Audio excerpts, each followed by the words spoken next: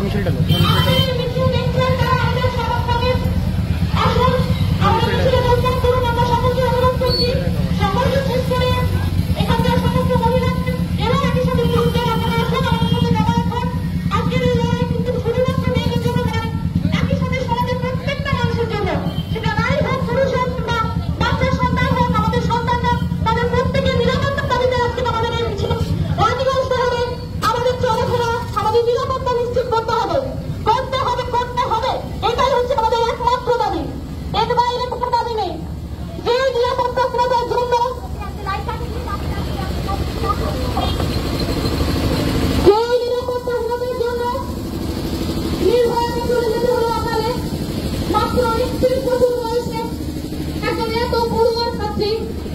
যার পুরো জীবনটাই কেটেছে পড়াশোনার জন্য, আজ তাকে চলে যেতে হলো অকালে।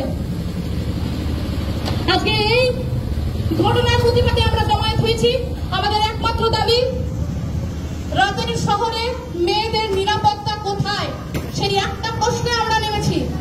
দ্বিতীয় কথা হলো, আরজিকরের প্রিন্সিপাল তিনি নিজের মুখে উল্লেখ করেছেন যে রাত্রেবেলায় বেরোনোর কি দরকার।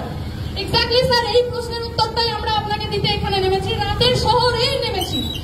রাতের শহর কারো একার নয়। প্রথম কথা হলো এইটা, রাতের শহর কারো